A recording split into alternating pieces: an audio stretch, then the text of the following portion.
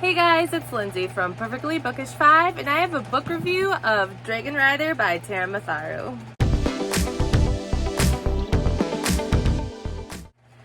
I received an arc of Dragon Rider by Taran Matharu, and oh my gosh, I enjoyed this so much. First, let's just appreciate the cover.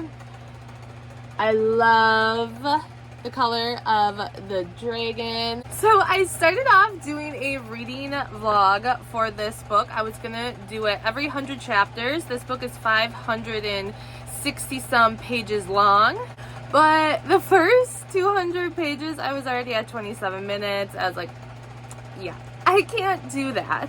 We start off the book in the Sabine Empire. There is a battle about to happen.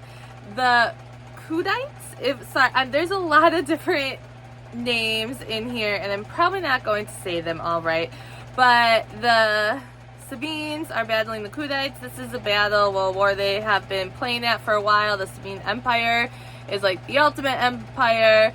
They win everything that they do, and these last people of the Kudites they're like fighting to the death. They won't give in to the deal that the Empire was going to strike with them, and they just want to fight for their lives. Now, our main character is Jai. Sorry, my camera is shaking a little bit. My cat is sitting right at the base of the tripod, so sorry for the wiggling here. Anywho, Jai is our main character, and he is watching the battle from afar with the current emperor, the ex-emperor, and the soon-to-be emperor. Jai is a fettered, which means his people were in a battle with this empire, and they lost.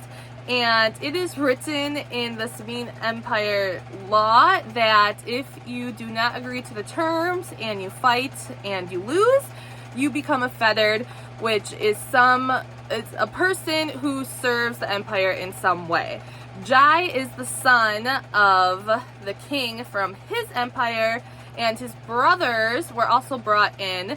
So Jai serves the ex-emperor Leonid, Leonid, let's just call him Leo, and his brothers stay close to the prince, and there's some tactics behind that. And Jai is very young when he becomes a fettered, and since the ex-emperor is getting old, they just put him on duty to take care of him. So Jai's days are pretty long and pretty boring because he's caring for this old dying man and just doing jobs that, no kid would want to do, but at least for the time being, he's safe. And part of the deal that the fettered have, the fettered who are in a position to rule one day, they're next in line, like Jai's brother, is once you reach a certain age, you will be released back to your kingdom so you could go serve your duty. There is also a woman when Jai and his two brothers were first brought into the empire named Belbeer, and she would care for them, but now she is a fettered working at other homes. They're about to take on this battle, which really isn't going to be much of a battle, and then all of a sudden a dragon swoops in, and it is Princess Erica and her dad, and they are there a few weeks early. Erica has been promised to Titus. So we have Leo, and then Constantine, Leo's son, who is the current emperor, and then Titus is Constantine's son. And there is a set marriage. Erica is of the Dansk people, and it is one of the only kingdoms that the Sabines have not tried to conquer. They are in the cold, wintry place, and so they thought they could come to an agreement and combine their kingdoms, their empires. And there is just something that they think is going on, because why would you show up 2 weeks earlier than you said you would? And they also brought some of their army with them, like, oh, we just want to show that we have your back in this fight, blah blah blah. So there's this big feast to be had, and while at the feast, Erica's dad, the king of the dance, invites Jai to sit down, and he's like, no, I can't, I'm not allowed to. And they're like, are you denying a king? And then when Titus comes in and sees this, he is really ticked off. And Titus has a right-hand man. His name is Magnus. He is a really mean guy, and he is part of the Griffin Guard. Now, this series is book 1 of the Soulbound saga. So, Soulbound is this whole thing where people can soulbound with different animals. And the Griffin Guard is part of a fighting force that the Sabine Empire has. And soulbounding can be very tricky, and there are a lot of people who aren't able to make it through the process and they die. So if you try to soulbound, you gotta be committed to it and know it might end in death. Being soulbound, you are a lot stronger. You have a connection to your animal. You have something inside your body called a core, and your core collects mana. And your mana gets used up in different ways when you exert more energy. If you're in a battle, if you're using your special powers, you use your mana, and you can only go for so long until the mana is used up. And to gain more mana, you have to soul breathe. And soul breathing is a process where I'm not going to go too much into because I don't want to give a lot away, but the process can be tricky and complicated when you first soulbound, but there are different ways different ways that you could do it, and you learn them throughout the book. Getting tongue-tied a little bit there. With that being said, Magnus is more powerful. He is soulbound.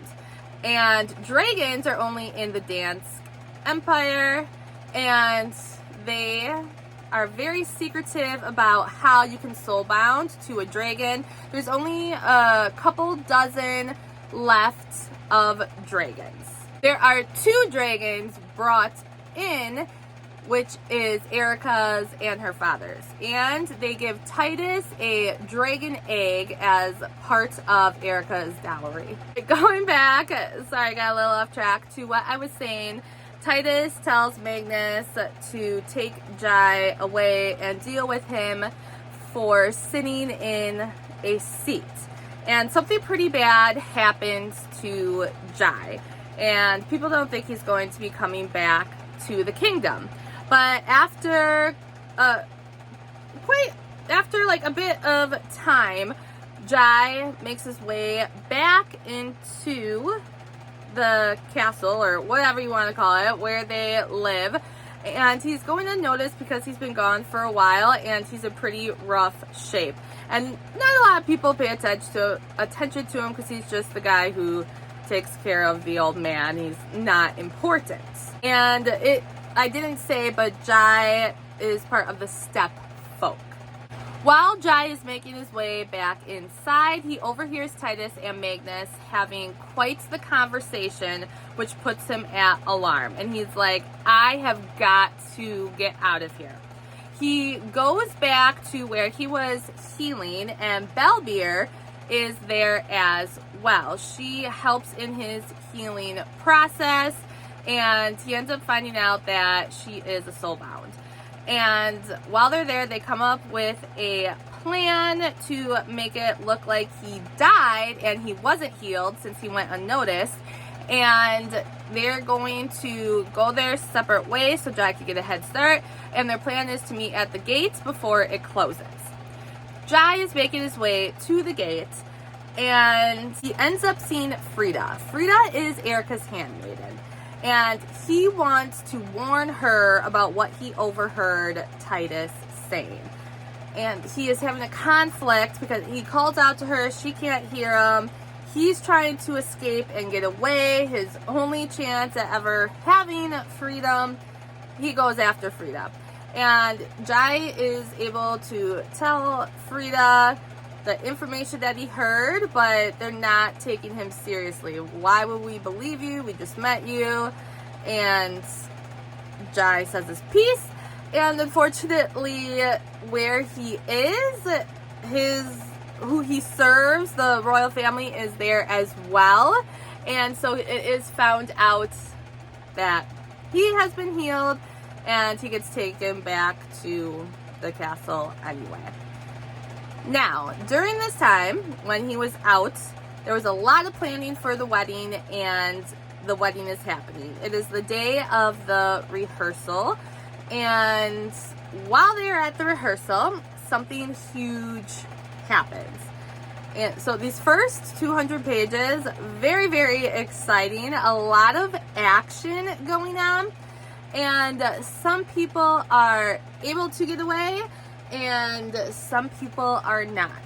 Jai is able to escape, finds a secret passageway, and as he is going through this passageway, he finds some things along the way, and then at the end of the tunnel, as he nears it, there's this awful, awful smell. And he realizes that he is in the pit where when people die, they get thrown over, and it's a big pile of death. With some of the things that have just happened at the wedding, there are some people currently getting thrown over into this pit, and one thing that does get thrown over is a dragon. And there's something gross that Jai has to do, but because of it, he finds a dragon egg. Now, I am going to stop there with the explaining because I don't want to give stuff away. But, so, like I said, the first 200 pages, a lot of action, there's a lot going on, and it is very exciting. When we get to pages 200 to 300, it does slow down a bit. Jai is escaping, and he meets some interesting characters along the way. One of them, I would say, is expected that you meet, and then there's this character named Rufus, and he is quite the character. He is a drunkard, but there is some special stuff to him as well, and you find out his story later in the book, and it is quite a sad story, and it explains why he acts the way that he does. I'm sorry, I jumped ahead. That was pages 300 to 400. Pages 200 to 300 are a journey of just escaping and trying to make it. Then what I just said is the next coming parts. From pages 200 to 400, it was slower for me, especially after all that action you get right in the beginning. But it is a lot of information. It's information unload. This is the first book, and you have to learn the world. You have to learn about the soulbound, soul breathing, soul gems. There is a lot to learn, and Jai really knows nothing about this. So as Jai is learning, we are learning with him. So in that respect, it is nice. But like I said, after the intense of the first 200 pages, the next 200 slow down quite a bit. Then from pages 400 to 500, something huge happens again.